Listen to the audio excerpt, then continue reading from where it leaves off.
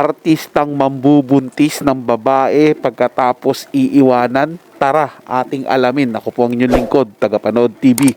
Welcome back po dito sa ating YouTube channel at Facebook page. Panibagong araw, panibagong reaction video po ulit tayo mga tagapanood. At ito po'y galing sa channel ni Showbiz Trend Update. Nasa description po yung link na kanyang channel. Bisitahin po at pakisuportahan na rin. Pero bago po tayo magpatuloy, nais ko lang po kayang imbitahan, lalong-lalo na po sa mga bagong napadaan lang dito sa ating channel, na wag po sanang kalimutan na mag-subscribe. Hit nyo na rin po notification bell para lagi po kayong updated sa mga bago pang video na ating ilalabas. Share, like, and comment din po kayo mga tagapanood. Ating nang babasahin at pupusuan. So simulan na po natin ang ating reaction video sa araw na ito mga tagapanood. Let's do this! Welcome back sa aking channel. Kapamilya actress Yen Santos 3 months na palang buntis, pero agad daw iniwan at pinagpalit ni Paulo sa kanyang co-host na si Ara San Agustin. Panuurin at pakinggan ang buong detalye.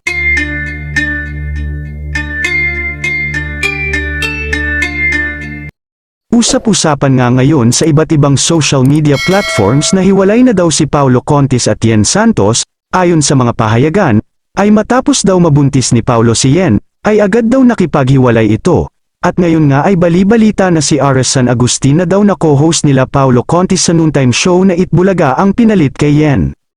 Ayon pa sa source ni Christy ay 3 months na daw buntis si Yen Santos, at si Ara San Agustin na bagong karelasyon di umano ni Paulo ay panibagong biktima na naman daw nito.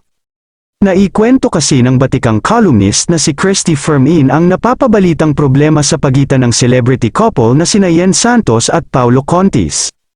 Matatandaan kasi na nag-viral kamakailan sa social media si Paulo matapos kumalat ang kanyang mga video habang may sweet moments kasama ang kanyang co-host na si Ara San Agustin, at halos gusto na niyang sakmalin sa gigil, na pumukaw ng mga haka-haka na natagpuan na ng aktor ang kanyang susunod na target. Habang iginiit ni Paulo na bahagi lamang ng script ang mga kilos niya kay Ara, hindi napigilan ng mga netizens na tanungin kung mayroon na bang espesyal na nararamdaman ang dalawa para sa isa't isa. Sa kanyang programang Showbiz Now na, napag-usapan ni Christy at ng kanyang co-hosts na sina Romel Chica at Wendell Alvarez ang mga posibleng epektong naranasan ni Yen habang pinapanood ang kanyang boyfriend na sweet sa ibang babae sa national television, lalo na at buntis pa naman siya ngayon. Saad pa ni Christy, ang daming nagsasabi na walang manloloko kung walang magpapaloko, alam nyo na nga ang track record tapos lumalapit pa kayo.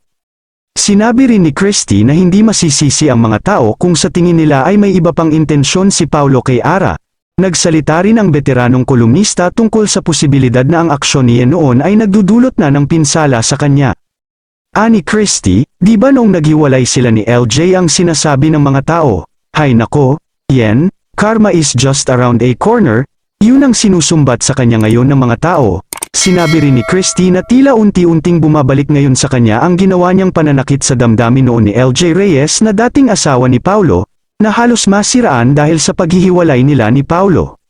Kayo mga ka-showbiz, anong masasabi niyo sa ating showbiz topic ngayon?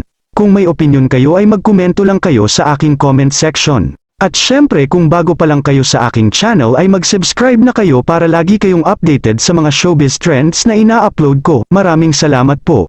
Yari na po mga tagapanood, isa na naman pong babae ang magluluwal ng kanyang anak na wala pong kikilalaning ama. O meron namang ama pero nga lang wala po sa kanilang tabi dahil iniwanan na po sila.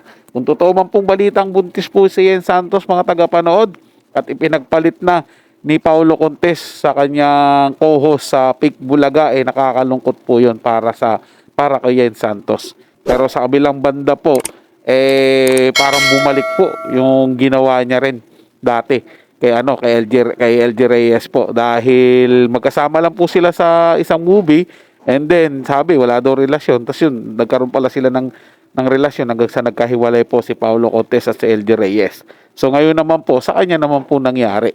So ano po kaya pakiramdam na yung ginawa niya dati nagawa po sa kanya ngayon?